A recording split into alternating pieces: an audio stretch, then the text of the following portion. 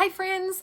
If you have considered homeschooling or you are starting out homeschooling and you live in a small space or you know you're going to need to downsize to a small space and you're worried that you need a dedicated homeschool room or a sophisticated fancy homeschool setup in order to be able to pull off this homeschooling things with intentionality and purpose, I would just love to invite you to join me for this little chat that I'm going to share about how we homeschool in a small space and why it is actually a huge blessing in our family. So if we haven't met, my name is Danny.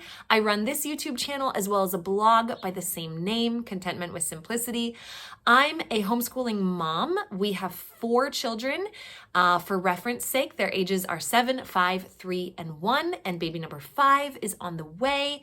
And we live in a 650 square foot cottage and we homeschool. And so I would love to just dive into how this works for us, why it's been a blessing for us, and hopefully encourage you that you don't need an expensive or spacious setup in order to be able to homeschool with a lot of joy and a lot of intentionality and a lot of benefits. So let's dive in.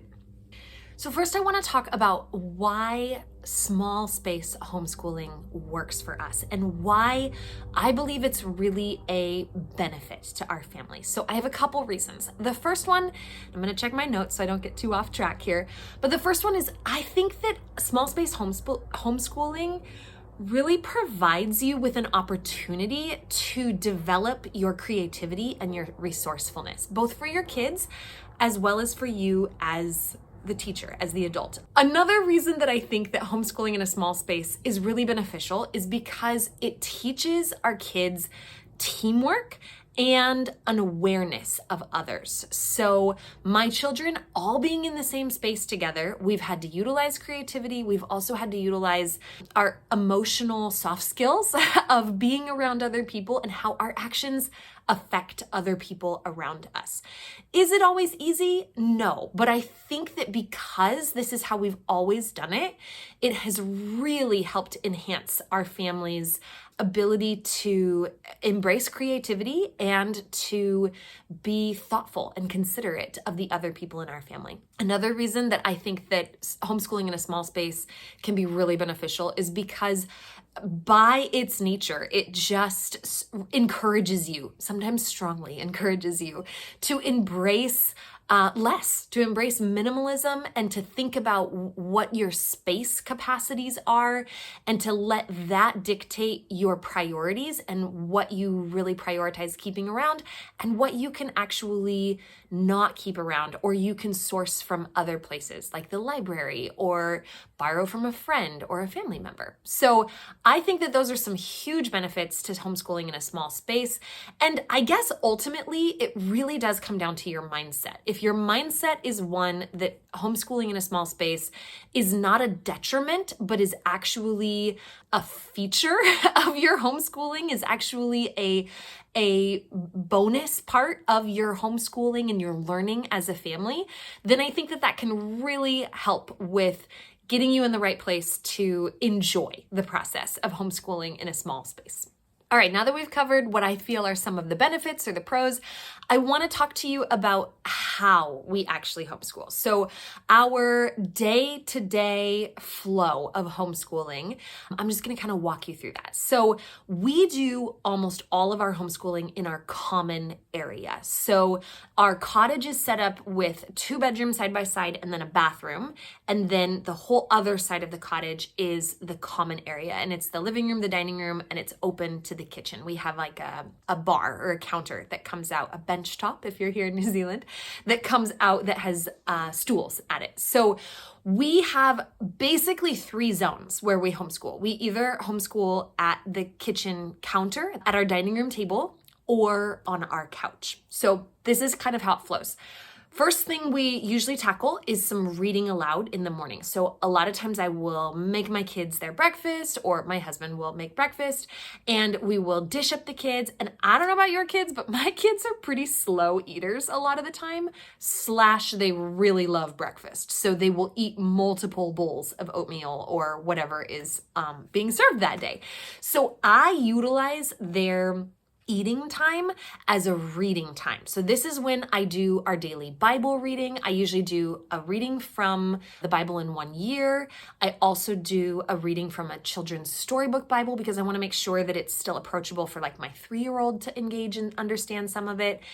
And then on Mondays, we usually do a hymn reading, like the history of a hymn, and I sing the hymn to them while I serenade them with their breakfast so they hear what it sounds like. And then if we haven't finished breakfast by then, if they haven't finished breakfast, then I will jump into some of our history reading or our science reading as well. So I try to maximize the time that they are sitting with their mouths busy and their hands busy to get some of that reading time done with them. After that, we usually pause for a little bit while the kids help me with some after breakfast chores, wiping up the counter, getting the dishes loaded into the dishwasher. If we need to cycle through laundry, anything like that. And then we reconvene at the dining room table. Sometimes I will separate my 2 older kids if they're kind of having a hard time getting along. And I will put one of them at the dining room table and the other back up at the kitchen counter. And this is when we do our book work. So we'll do math lessons and language arts lessons. We use The Good and the Beautiful, so it's a very open and go type curriculum. And handwriting is typically what we do during this time too. So we'll have a little session of either everybody at the dining room table or split up, or I guess sometimes I do have both kids still at the counter, particularly if I am chopping stuff for dinner that night and have some things to get through. And then after we finish that book work time, we usually take another little kind of wiggle break. A lot of times this is either when I'm putting our 1-year-old down for a nap and he needs a little meal, like an early lunch before we get him down for a nap, or if he's taken a shorter morning nap, I'll get him up, change his nappy, do a little bit of kind of household just tasks that need to happen. And then we typically move to the couch and we settle in on the couch for our history and science if we didn't get to it prior to that. Now, our history and science is typically reading. Sometimes the science is go outside and find some worms or something along those lines. But we usually save that because it's typically very fun and engaging. And so we'll save that for kind of one of the last things we do. Our science curriculum also includes some videos, or we'll pull up videos on YouTube. And I always like to save anything that relates to do with screens for after the rest of the schoolwork has happened because it's a nice incentive and reward.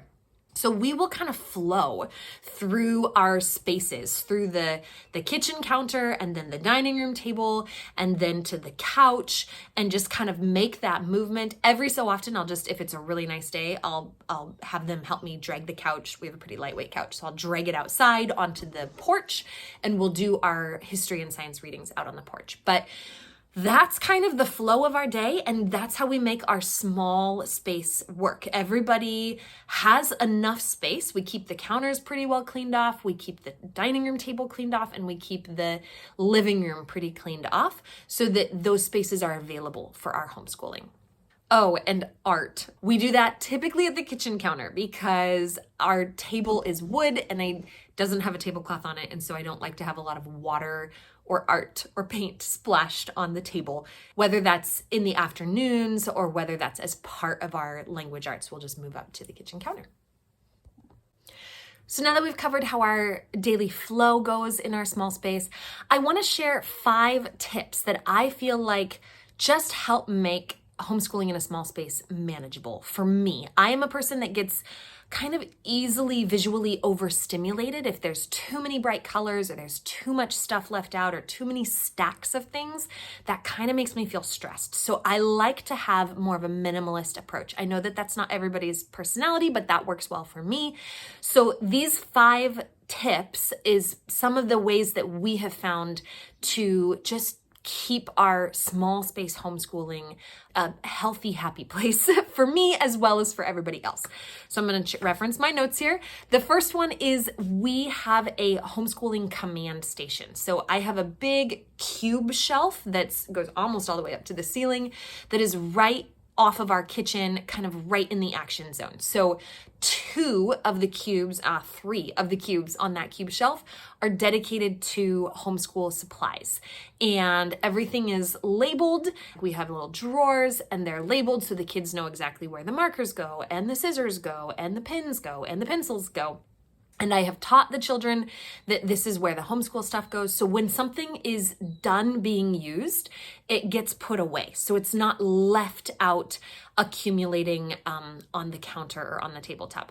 Another tip that has really helped us is, I kind of hinted on this there, but is to keep everything that we use on a daily basis in that homeschool command station. So I don't keep reference books or things that aren't used on a daily basis in that homeschool command station area on our cube shelf. I just keep the basics of what we need each day. Again, our house isn't very big. It's not far. We don't have to go far to get it, but it does just help to keep what we really use, like what are you using 80% of the time? Keep that in the closest 20% of your storage area. Tip number 3 that has helped me, especially with kind of my visual stimulation, is to balance the functionality with the aesthetic. And this has meant that I have spent a little bit of money, probably more than what I absolutely bare minimum had to, in order to make that cube shelf, which is visible from every spot in our common area, and it's where our family spends 95% of its time, either in the kitchen, the dining room, or the living room. I've made it look relatively aesthetic. It's still full. It's fuller than what I would honestly kind of like, because it's sort of a pantry overflow area, as well as the homeschooling area, as well as sort of life admin area. But I have gone ahead and invested in like some drawers, some desktop drawers that just fit in one of the slots that are matching with some bins, so that there's some cohesion to the look. I haven't just opted for straight up, Amazon cardboard boxes and cut them to size or whatever. I've intentionally found some things that look aesthetically pleasing, that are not clear and see-through, but more opaque, that match and coordinate with other things to put on that cube shelf in our homeschool command station. So combining the function with the aesthetic would be my third tip for you. Tip number 4 is to have a designated spot for, I guess what you could call in progress work. So my children love to color, they love to paint, they love to artistically express themselves in art. And I like to have a magazine holder for each child, so that if they are halfway through coloring their coloring page, or doing a dot to dot or a maze or some sort of a paper activity, we have a designated spot to put it, so that it doesn't just sit on the counter or sit on the table until they come back to it. Sometimes they get up, they get distracted, we're done with school, they go off to do something else, and I will just kind of tidy everything up and get it all back into their in progress bins, so that I don't have to look at clutter and a mess all afternoon, because any sort of clutter on flat surfaces in a small space quickly becomes overstimulating to me. And tip number 5 is to implement a system of child kind of color coded things for each child. So all of my kindergartners' workbooks, I have taken just a red like washable marker, and I have done red on the, like the ends of the pages of the workbook, so that she can easily identify which is hers when it's on the shelf, and I can easily identify it, and I can see at a glance, if it's there or if it's missing. And so she has a certain color, my 7-year-old has a certain color, and anything that is specific to them for their work for homeschooling has that color. And so they each know which color is theirs. They put their own stuff away. I think having a clear system that you've communicated with your kids and reinforced, and everybody kind of knows where stuff goes and how stuff goes, is really, really helpful when you are homeschooling in a small space. So I grew up homeschooling in a small space. I was one of 5 children, so I grew up kind of with this lifestyle of homeschooling at the dining room table or at the couch in the living room, and that just was a very natural. I didn't really worry about it with my kids, but there have still been some things that have surprised me. Some of them good, and some of them I would say a bit more challenging. So some of the good things that have surprised me or that I've just appreciated about the small space homeschooling atmosphere in our home is I am constantly amazed at how our kids are super resourceful with their stuff in a small space. So one of the things that my girls do is they love to create, they call it a doll kingdom, with their Magnetiles and the Duplo and their dolls and washcloths and all kinds of things and cardboard boxes. And they have asked, we had this big, it was probably like 3 feet by 3 feet. I don't even know exactly where it came from. Something came packaged in it. But this big box that I was going to just recycle down. And they were like, Mom, can we use that for our doll kingdom? And I was like, sure, because, cardboard is a great entertainment option for kids. They have been using that box for like 3 months straight. And they will create their doll kingdoms on the floor in their room or on the floor in the living room, and then they will transfer everything carefully into their cardboard box so that we can move it around at night. So at night, the cardboard box gets moved to the dining room table, and then in the day, it gets moved back into their room where their 1-year-old brother won't necessarily destroy things. So I just feel like when there's small spaces, kids get creative and super resourceful with what they have. Another surprise that I kind of expected it, but I've been surprised at how well it has happened, is I feel like homeschooling in a small space has encouraged my kids to really develop their interpersonal communication and negotiation skills. So they are pro negotiators with each other, where they will kind of say like, this is what I want, but what do you want? And can we find a way to both be happy? Can we make something work for both of us? And I will hear them having these conversations completely independent of anything that I'm doing or saying. They're just figuring it out. And I think that a part of that is because we live in a small space. They're together a lot of the time, and we learn and we do activities in that space. So they know it's a space for everybody, and also a space where nobody dominates. You have to work together for making the space work. And then the last thing that I have been pleasantly surprised by is how effectively my younger children self-entertain, because we're all in this space together, and they don't feel like they're left out of anything. They don't feel like they're removed from me. They just, my 3-year-old will sit and run his cars on the train track in the middle of the living room floor for a good hour while I'm working with the older girls on their workbook stuff, and the baby or the 1-year-old is napping. And so I'm just surprised by how and pleased at how effective my younger kids, they do really well with that. Now, sometimes we have car tracks going underneath of the table, and sometimes they want to get right in there with you and color in a coloring book while you're doing the workbooks with the older kids. And I'm okay with that. We just kind of flex with that. That works fine for us. Some challenges, on the other hand, have been, I already mentioned that the untidiness, the mess, the clutter, the stuff on flat surfaces, that can grow so fast. I really try to not store stuff on our flat surfaces. Everything has to have a home, or we must find a home for it, or it has to go. We cannot keep things in like a holding zone on any flat surface. And sometimes that is challenging. Another challenge that I've found is noise. Noise management, coaching and teaching to not sing loudly when your sibling is working on their spelling or something along those lines.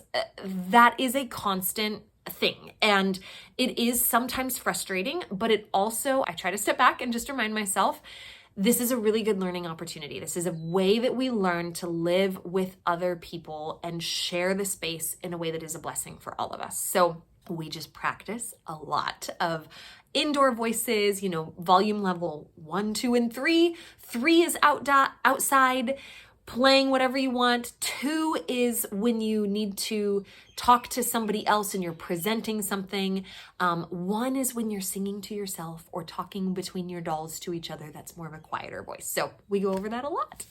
And lastly, another challenge is that interruptions happen. You know, the baby has a blowout diaper, and sometimes you're in the middle of dictating a sentence and you just have to go deal with it. And so we have tried to let this be an opportunity to embrace flexibility. And sometimes, you know, it sidelines your plans, but that's okay. You come back to it the next day, you pick up where you left off, and you just keep moving forward.